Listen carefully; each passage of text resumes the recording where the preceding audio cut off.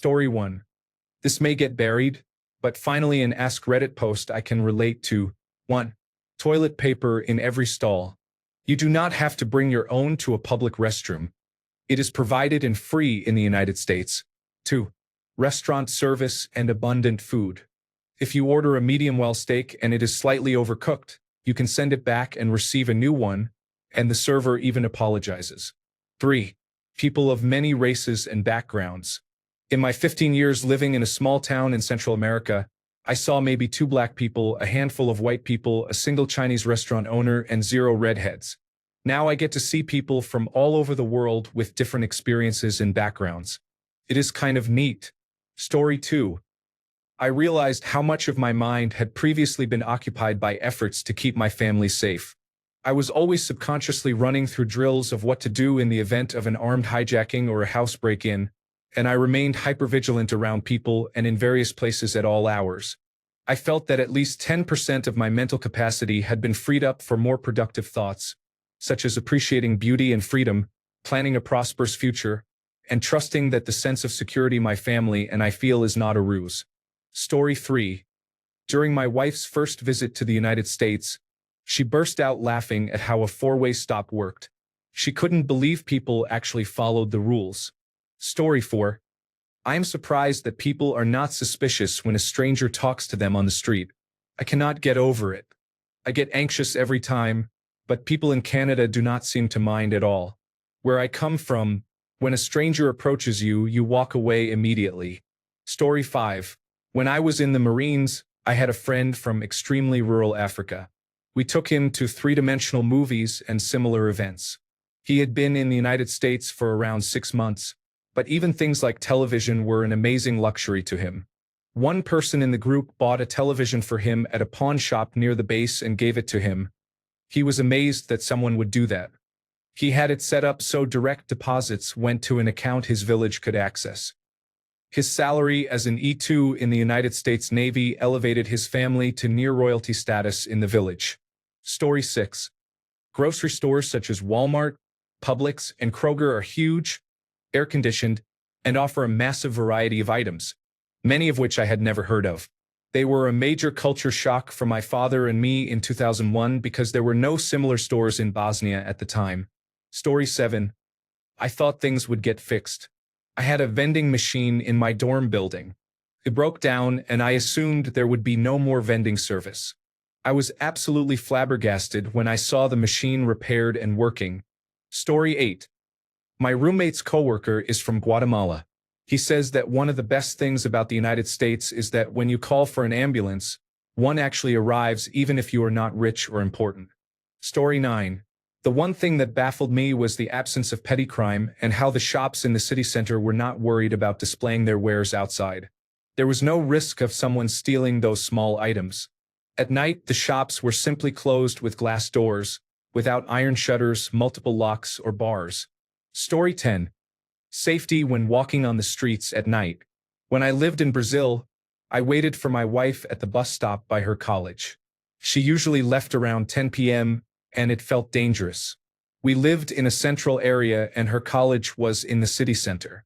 In Ireland, if she leaves a party at 3 a.m., I do not worry at all. It is great to live without fear. Took us about 1 year to feel relaxed. Story 11. I visited my cousins in the United States once. I was surprised that houses there do not have walls around them. There were only fences at the sides and back that someone could jump over. Where I live, the only houses that do not have surrounding walls are those in compounds or subdivisions with roaming security guards, paid security guards rather than volunteers like a neighborhood watch. To the people asking, I am from the Philippines. It is interesting to see that other countries follow this practice. We are not a wealthy family, but we are not from a dangerous neighborhood. It is pretty standard here to have at least a 2-meter-tall concrete wall if you are middle income, but poorer households settle for barbed wire. Story 12. There is very little theft. I was always told to mind my bag and to show that I was holding it tightly. Now I can leave it beside me and sometimes do not even look at it. I have had friends leave a purse on a restaurant table. I would joke about how easy it would be to steal it. It is much more relaxing in public because of reduced theft. Another difference is how much less physical fighting there is in schools. From a young age I was told, if someone hits you, hit them back harder. But when we moved to the United Kingdom, my father told me before my first day of school, if someone hits you, tell the teacher. Story 13. I would like to be able to walk around the city while using my phone. If I use it where I live, I risk being murdered, raped, or kidnapped because of my phone. Honduran. Story 14. Giant grocery stores are always fully stocked. When we came to the United States from Ukraine in the 1990s, my family's jaws dropped for hours. Story 15. Flushing toilets that you can repeatedly flush. Story 16. I expected modern construction like in my country, but instead I saw old buildings that were valued more than the modern ones. Story 17. Many things are expensive while others are very cheap, but there is always enough. Story 18. The postal system is astonishing. Delivering millions of letters to homes every day is a remarkable logistical achievement, especially at that price. The fact that I can send a letter across the country and have it reliably delivered the next day, or sometimes the same day, is truly impressive. No need to mention the electronic mail joke. Others have already made it. Story 19. I grew up in South Africa and have lived in England for 20 years. 1. Cars stop when you walk up to a pedestrian crossing. 2. Double-glazed windows are very good at keeping the warmth in and the noise out. 3. I can walk around at night without worrying that I will be shot or robbed. 4. Building sites are lightly staffed, and buildings are constructed quickly and in an organized manner. 5. When things break, someone will come and fix them. Note: this thread has gone wild. I wish I could reply to all the comments, but there are many. These are just the humble observations of a South African living in northeast England. Story 20. In my first year of university, I had a Nigerian student living with me in student halls who was an absolute riot. On his first day here, he was struck dumb by the sight of a woman driving a rubbish truck down the street. He could not believe what he was seeing. Despite having lived in the United Kingdom for over 6 months, he could not get over the fact that many houses were built directly on the pavement and that you could even look into people's windows and observe them if you wanted. Supposedly, back home he had lived in a compound surrounded by barbed wire and angry dogs. One day he came into the kitchen grinning from ear to ear. He was delighted because he had left some food exposed on his desk and later found it intact, not devoured by insects. On another occasion he came into the flat looking flustered and annoyed. I asked what was wrong. He explained that he had been unable to get into his classes because a cat was sitting on the steps to the door. Confused, I asked how a cat was stopping him from entering, and he explained, quite seriously, that the cat was a witch and would turn into a snake and eat him. At first I thought he was joking and started laughing, but he genuinely believed the cat was, in fact, a witch. Apparently some parts of Nigeria remain quite superstitious, and cats are especially feared. Story 21. Coming from a worse country to a better one, it surprises me how easy it is to do a transaction online. Apply for a visa? Do it online. They will notify you when they need documents and when you are ready. Every step of the process is handled online. Pay bills? Use online banking. Order food or groceries? Do it online and request delivery. Schedule an appointment? Call or do it online. Meanwhile, in my country, you need to do all this physically. Fall in line for hours. Registration done? On to the next step, payment. You need to go to the bank, collect the receipt, and come back. You want to do it online? Good luck with the poor websites and slow internet. It is a day and night comparison. Edit 1. This comment exceeded my expectations. Some people equate the United Arab Emirates with cheap labor or slavery. That is irrelevant to my main point and I already addressed it below. No need to argue further. Edit 2. Yes, the Philippines is improving, but it is still way behind other countries based on my first-hand experience. I can give a long list of examples in my replies below. Edit 3. I would never say that Germany and Japan are lagging in online transactions. It is ironic, since these two countries are famous for technological advancement and the durability of machines and appliances. Story 22. The lights. So many lights from street lamps, traffic signals, and buildings lit all night. The highways astonished me. They were wide and full of cars. I was 6 years old, and I will never forget that first December drive from the airport to my new home. It was also my first time seeing snow. I joined the Reddit website a few days ago, and today I received some awards and coins, which I do not know how to use. Thank you. I moved from a small southern Croatian village, which was then part of the Socialist Federal Republic of Yugoslavia, to Toronto in 1989. Story 23. I visited Germany once with my family. We were about to cross the road when a Porsche came speeding by. Living in India, we experienced daily traffic mishaps, and there was little concern for pedestrian safety and courtesy. We were shocked when the driver came to a stop and insisted that we cross the road. There were no traffic lights or zebra crossings, and we were used to letting cars pass before walking, so this was a huge shock to us. Story 24. How things actually work. You can rely on electricity. Outages are rare. If you buy something and it breaks, there is a warranty with little or no hassle. The internet works most of the time. Public transportation runs and often runs on time. If you hire a service, it will be completed with an expectation of quality. The list goes on. Of course, it is not perfect and there are unpleasant people everywhere, but they are the exception, not the rule. That makes a huge difference. Story 25. Fast food did not cost $50 per person, but rather $5 to $10 per person. Also, consider how much society advances when air conditioning is on all day and everywhere. It is a blessing. Story 26. This is a bit of a cop-out, but I will answer. I usually live in wealthy countries, but I lived in a small town in Bolivia for 18 months. 3 unexpected things struck me when we left. Cars everywhere, being able to use the toilet without it being an ordeal, and seeing my reflection. It was a very strange experience. We lived in grass roof huts, so the only time you would see your reflection was in our tiny mirror. There was no glass or bathroom mirrors. I am not vain, but it was odd to suddenly see what I looked like all the time. I had lost about 25 kilograms, 55 pounds, while I was there, which made it even stranger. Story 27.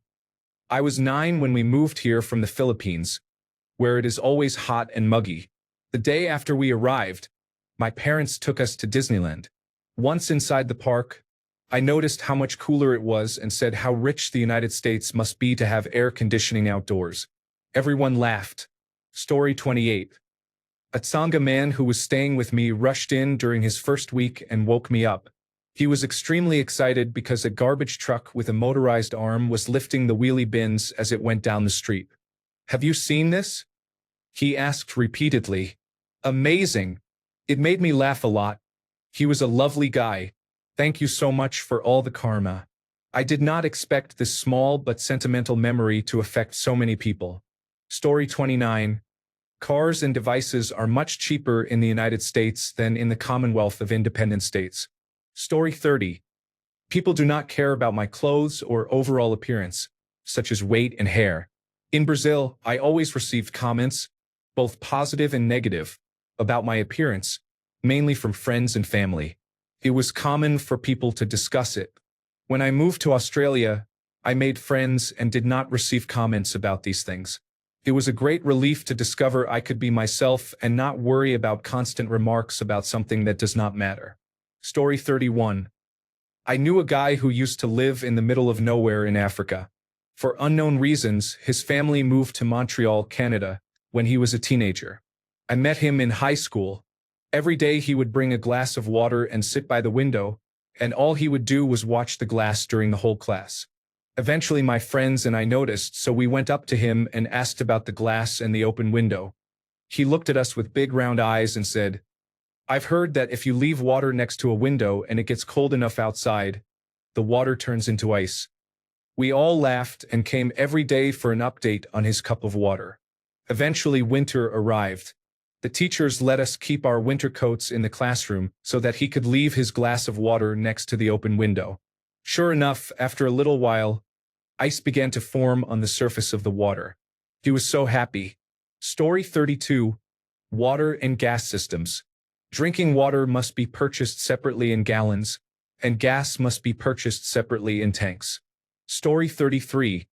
It was clean in most areas, and the structure and uniformity were apparent. Story 34. There was not much disparity between what I knew from direct experience and what the media portrayed about the United States. The biggest difference was how common it was to have someone of another ethnic or racial background within arm's reach. My younger self, more accustomed to brown skin, was astonished when walking around Miami International and seeing so many beautiful new skin tones. Story 35. I heard about a couple in Spain who offered their home as a temporary retreat for minors who were about to be sent back to Africa. It is a program called Vacaciones en Paz for Sahrawi children. Children spend a summer with Spanish families. Thanks to the Reddit users Hopeless Wander 147, Priceless Planet, and Neuropsycho for filling me in on the details I forgot. One of the youngest children took back with him a water tap, believing it would pour water whenever needed. Note: faucet means water tap. English is not my native language. Story 36. Most shops close early in the Netherlands compared to my home country, Malaysia. Even general practitioners' clinics are closed on weekends, which was unbelievable to me at first. To visit family members or close friends, we have to make an appointment at least 2 weeks in advance, whereas in Malaysia it is normal to just show up at a family member's or a friend's house after a single call the same day or a few hours before. Sometimes people show up unannounced and are still welcomed, even at very odd hours. I am now well adjusted to the customs in the Netherlands. Story 37. I moved from South Africa to the United Kingdom, and the fact that you can live on minimum wage is incredible. You can pay rent and bills, buy food, and slowly furnish your house. It is phenomenal. It puzzles me that many people born in the United Kingdom think this is a terrible place to live. I am often asked why I left sunny South Africa to come to this shithole. They do not understand how good they have it. Story 38. In my home country, people always went outside. Kids played, older people talked, and there were always people on the street, so I made a lot of friends. I would wake up each morning to see friends sitting outside their houses. We would greet one another, walk around the neighborhood to meet new people, and play basketball. It was fun. When I moved to Japan, I expected the same. I thought I could make friends easily with the neighborhood children. Instead, everyone stayed inside and the neighborhood felt like a ghost town. There were many houses, but it felt empty. I became homesick, had no friends, and spent every day inside. It was the most boring period of my life. I became depressed and it kept getting worse. It's been 6 years. I have a job now and spend most of my time at home. I bought a guitar, a PlayStation 4, and a computer to keep myself occupied, but I prefer going outside and talking with friends. I still miss my previous home and my previous life. Story 39. Almost everything has become easy. Drive-through services such as banking and fast food, returning an Amazon product, buying things online, talking to a customer representative to fix problems, driving intolerable traffic while following road rules, microwaves, central heating and air conditioning in your home, fast internet speeds, and school buses for kindergarten through 12th grade. There is much more, but what still shocks me is the amount of food that gets thrown away. I used to say I would never throw away food because it is wasteful. Over time, I realized why people do it. You can save leftovers, but who in the family will eat them? Often no one. So we just throw food away. Story 40. When I first came to the Netherlands, I took the train from Schiphol Airport to Rotterdam. As I sat on the train wondering how a country could be so flat, a man who appeared to be a beggar approached me and said something in Dutch. I told him in English that I did not speak Dutch. Without hesitation, he begged in fluent English. That was a cultural shock. Even after all these years in the Netherlands, I cannot speak Dutch very well, not for lack of trying, but because Dutch people have no problem switching to English as soon as they realize I am not a native speaker. Story 41. I was born in Canada, but I moved to Africa when I was 3 and then moved back when I was 8. The first time I heard the school intercom with announcements and the bell, it blew my mind. Story 42. I was surprised when I saw how different things are with proper infrastructure. Story 43. You can speak up against the government without being threatened or kidnapped. Story 44. My godparents adopted two girls from Ethiopia. They were terrified of other people's dogs. In their hometown, children were regularly attacked and killed by stray dogs. To those who corrected my spelling, I have been appropriately educated. Thank you. Story 45. I did not grow up in a developing country, but I have a classmate who did. On the first day back from summer break, he nearly cried at the sight of the water fountain and clean drinking water. He is a kind kid. I cannot imagine what he went through to be moved to tears by that. Story 46. This post makes me feel really grateful. I hope everyone on here, regardless of where you are, is safe, warm, and fed today. Story 47. A very humbling post to read. It reminds us how blessed we really are to be in our situations. Story 48. Vacation to the United States. People were nice. If you bumped into them or vice versa, saying sorry was accepted and common. The streets were clean. People respected the traffic lights. Going for a walk did not feel like a life or death situation. Things were much cheaper, even with tax. There was not a palpable aura of hate and rage. Technology was everywhere. The air was clean. Water from the tap was drinkable. Felt like heaven, but there was a problem with obesity. Story 49. You can rely on your shower not to turn off after a couple of minutes, and people do not use buckets in the shower. Story 50. Maybe not a third world country per se, but I have lived in Turkey my whole life and recently moved to the United Kingdom. First, people here are very reserved. There are also a lot of elderly people. The biggest difference is that crosswalks actually do something. You can approach them and cars will stop. If I had done anything other than sprint across the road when there were no cars in Turkey, I would have been crushed by now. Story 51. Buses arrive on time, and the estimated time of arrival is displayed at each station. A fixed bus station is available. Story 52. I was amazed at how much food there was, but what really got me was the fucking diversity. I didn't know black people or Asians existed until I moved to a first world country. Story 53. It was a cleaner version of my country, with amenities like hot water, air conditioning, reliable internet, and electricity. Story 54.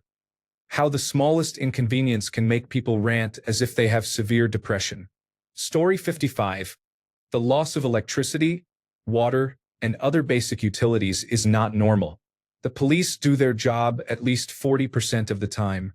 Using toilet paper to clean yourself instead of water is really gross to me. I do not know why. Story 56. Electricity works 24 hours a day, 7 days a week. Tap water is fine. If something does not work, you can return it. Sexual assaults are reported.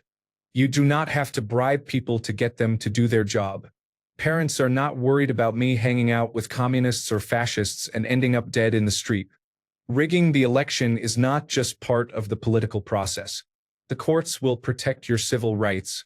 You can say no to police officers. Cigarettes are extremely expensive. Story 57. Oh boy, what a shock. I lived in São Tomé in the 1990s when I was a kid.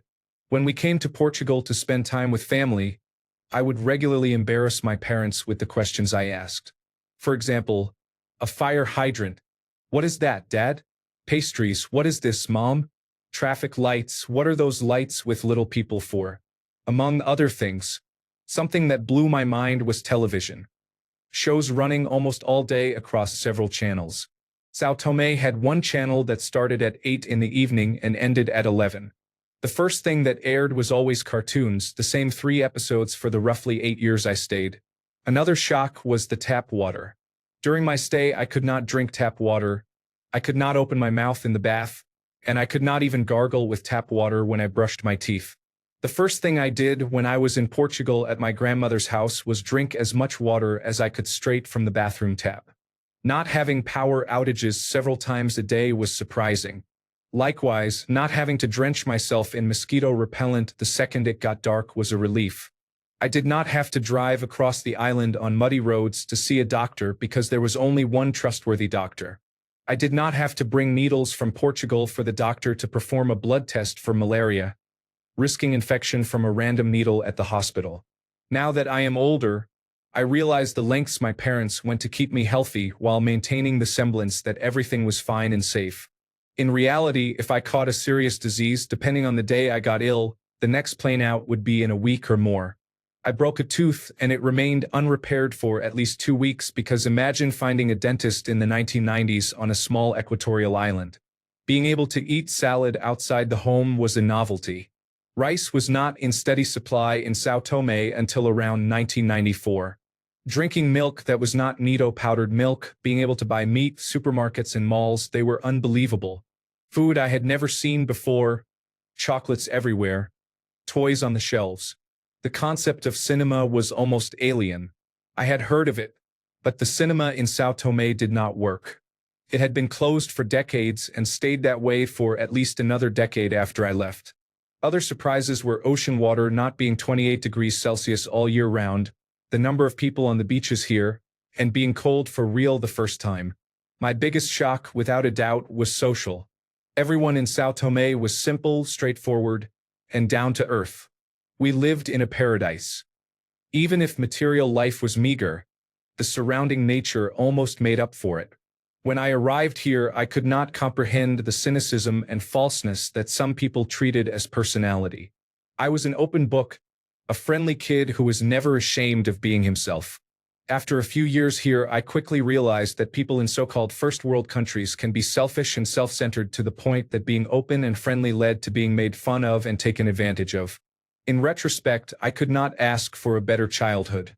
Even with all of the above, I would do it all over again, even knowing my school would be made hostage by an attempted coup d'etat.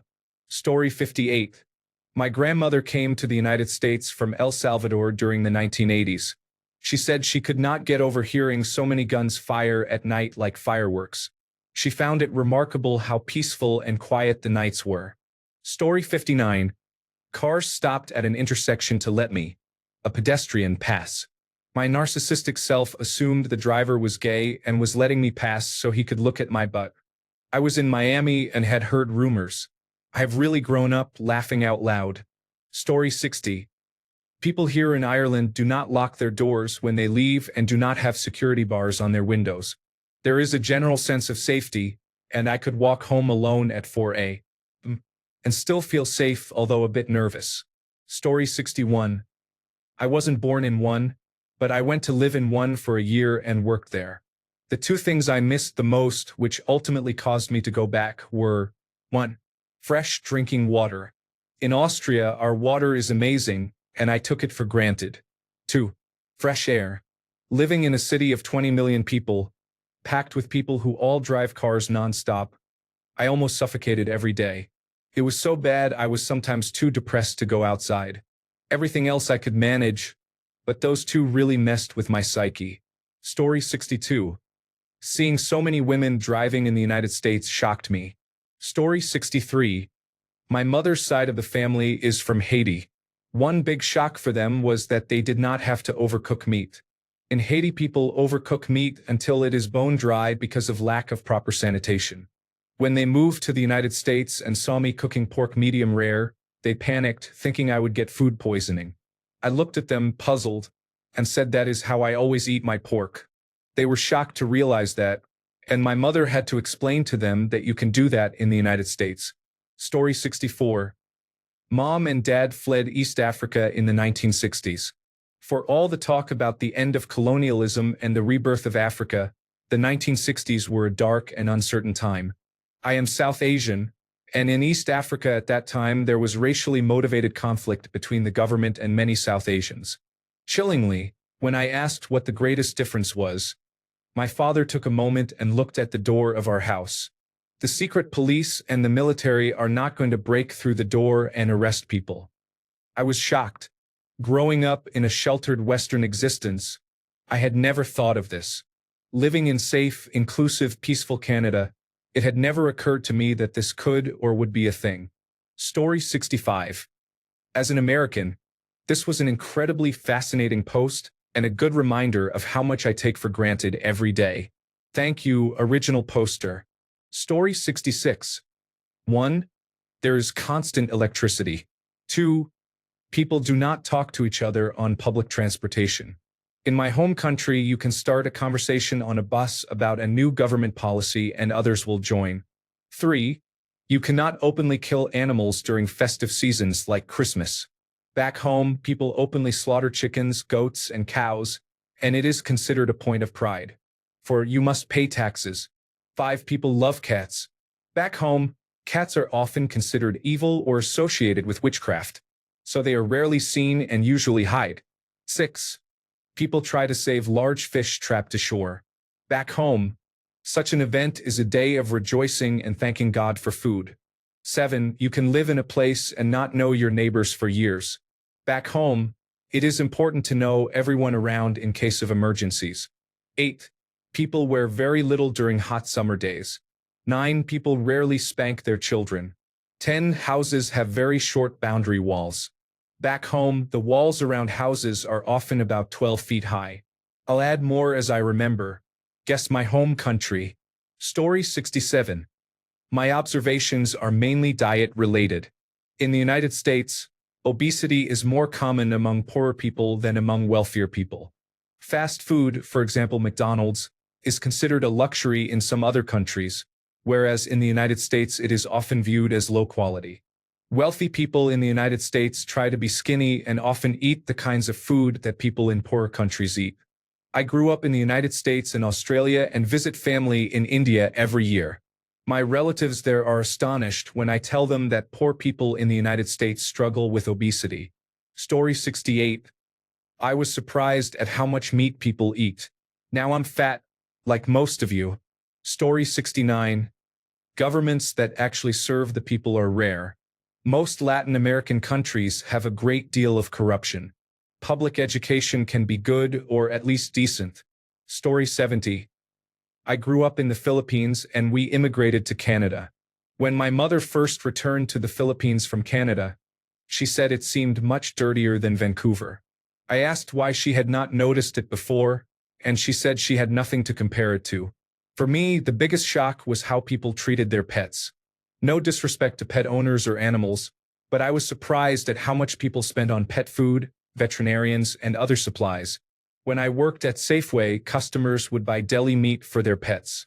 Where I came from, pets mostly ate dinner scraps, and when we ate out, we always took chicken bones home for the dogs.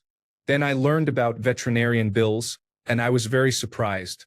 In the Philippines, when a pet got sick, you hoped it would get better on its own. The concept of a veterinarian was so foreign to me that it did not occur to me that people actually study to become veterinarians. I told my father that people in Canada treat their pets like family. He replied, "Don't worry. We treat people in the Philippines like animals, so it balances out. Also, there is universal health care here. You can go to any clinic or hospital you want. In the Philippines, you often have to make a down payment before entering a hospital, and care can become very expensive very quickly." Story 71. I am an Indian woman who has lived in the United States for nearly 5 years. First impressions, nature and countryside. Natural sites were well preserved. Money was invested in trash cans, pet waste stations, water fountains, proper parking areas, and signposts on hiking trails. First impressions, cities. 1. Light pollution. Even at night and inside closed stores and other establishments. This struck me because where I come from, one of India's largest metropolitan cities, power outages were frequent when I was growing up, so this seemed like a criminal waste of electricity. 2. Crowds and traffic. I was amazed by the level of organization in queues, lane discipline, signaling, and stopping at lights even when no one was around. When a crowd waits for a train, people form a single file and board politely, often giving up their seats for others. There is no jostling, pushing, nudging, or squeezing. First impressions, people and mindsets. 1. Despite a rightward shift in politics, almost everyone I have met is very liberal in personal behavior. If something I do does not bother them, they do not judge or label me. 2. There is wider acceptance, curiosity, and eagerness to learn about other cultures. 3. Men do not stare, leer, or try to touch or brush against me inappropriately, regardless of how I am dressed or where we are at night. In fact, I have never once been touched without my consent since I moved here. While this should be normal, it is very significant to me. Story 72. There weren't many people from Middle Eastern countries around my age where I grew up. So, when I moved to Canada, you could imagine the shock of seeing 15 or 16-year-old kids with full beards. I thought I was playing against grown men in my 10th grade soccer tryouts. Story 73. My cousin moved to the United States from Ghana when he was 16. The two things that shocked him the most were the abundance of different types of cereal and the variety of food, and the squirrels everywhere. He does not trust them. Story 74. 1. There is less traffic, and people respect and follow traffic regulations diligently. 2. The food is much better and more delicious, and restaurants serve large portions. I usually ask for a to-go box. However, food here is more expensive. 3. People are friendly and courteous. They often ask, "How are you?" I enjoy the small talk. 4. The cold weather is a major change. Coming from a tropical country, I have been adjusting to winter since I moved here. 5. Public toilets at airports, malls, and parks are often dirty and not well maintained. Story 75. My mum came to Australia during rush hour at the airport, and her first question was, "Where are all the people?" Story 76. I moved from Manila, Philippines to the United Kingdom countryside. Here is what I found. Everyone's accents are great once you can understand them, both native speakers and foreigners. Public restrooms are clean and provide free tissues. Driving on the other side of the road and lighter traffic. A 30-minute drive actually takes 30 minutes instead of more than 2 hours. Not living in the same house with all your relatives. You can walk around in the dark without fear of being murdered or mugged. Shops close early and on Sundays, shaking my head. Relearning English vocabulary from American English to British English. Story 77. 1. How clean the environment was, with no blatant litter and much more greenery in the towns, for example, more trees and proper recycling bins. 2. The self-service shops. This was a big one for me. I honestly felt like I was in a science fiction movie. Where I come from, people would abuse that trust. 3. The people I met were very accepting of my differences. The worst comment was about my accent, and it was made in jest, especially compared with how tourists can be treated elsewhere. I feel many people in first world countries do not realize how fortunate they are. I also feel ashamed that in my home country people cannot appreciate or look after what they have. It felt like a mirror between the two experiences, where the grass really is greener on the other side. Story 78. Someone once told me it was the concrete. Everything is paved with no dirt. Story 79. I can go out in shorts, tank tops, or skin-tight clothes and not be treated as indecent for existing. I do not have to fear for my life if I have to walk alone at night. I can walk around freely. Story 80. Paying local government employees bribes is neither assumed nor expected. Story 81. The minimum wage here, even without a high school diploma, is a lot more than what general practitioners earn back in my country. Story 82. My mother works with Iraqi, Iranian, and Syrian families in my city, helping them find housing and adapt to the Western way of life. She told me that one of the fathers asked whether Connecticut has little horses. At first, she did not know what he meant, but as he described them, she realized he meant deer. When she said yes, he was thrilled, as if it were the best news ever. That always makes me smile. Story 83. How often do people read? It is not a common habit in my country. Story 84. During my first shower in the United States, I could not get the temperature right because I had never had hot water on tap, and I did not know you had to pull up and hold the lever slightly to activate the shower head. Felt more like a shallow bath. Story 85. Sidewalks that you can actually walk on. Being able to go outside at night. The sight of little kids running around the neighborhood without adult supervision. Free refills on beverages. Story 86. The anti-vaccine movement is causing harm. Being from a developing country, we see people dying because they are not receiving vaccines. Story 87. How polite people are. People feel comfortable around you and treat you very differently. Moving from an Eastern European country to Belgium felt like I was on another planet. Story 88. The idea that you could hypothetically drink toilet water safely, that everything is so clean, and that everyone follows traffic laws. Also, the grocery stores are enormous.